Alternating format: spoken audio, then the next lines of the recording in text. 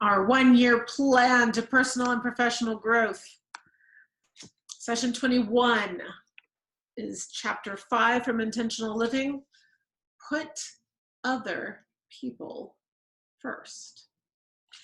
This is an idea that John Maxwell talks about in a number of his books. This idea of thinking of others first, of putting others first. To John Maxwell's way of thinking, that is the essence of leadership. When you are in a position of leadership, you are not allowed to be a selfish, self-centered person thinking only of yourself. You are now responsible to and for others. Well, the truth is, you don't have to be in a formal position of leadership to take on these leadership attitudes. And so tonight, we're going to talk about putting other people first as part of that journey from success to significance. He shares a quote on page 113 that I think is really impactful. It really stood out to me as I read this chapter again this past week. He said, "Self-centeredness and fulfillment cannot peacefully coexist. They're incompatible." Self-centeredness and fulfillment. And to a lot of people, I know that sounds like it's contradictory. That, of course, if I'm pursuing what I want, I'm going to be fulfilled. But there's actually research out there that shows that once your daily needs are met, one of the few ways to increase your happiness is by serving others and putting others first and investing in a purpose larger than yourself.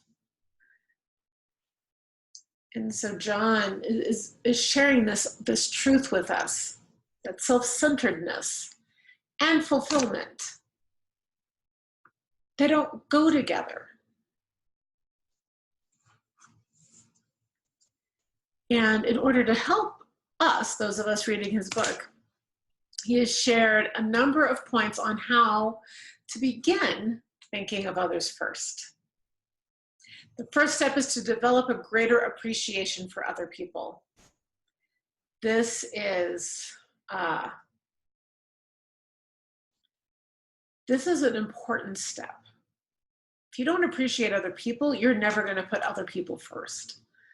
But in the United States, we have this idea of the self-made man or the self-made person, the independent success. The truth is, no one is a success alone. I've talked about this in my blog a little bit, where when I look back at my own success, when I was in high school and college, I had this goal of living and working in another country, to be paid to live in another place. Reasons behind that is a story for another time, but it was a goal, and I was really focused in on this. It was how I chose my major in college. It's how I chose some of my free time activities.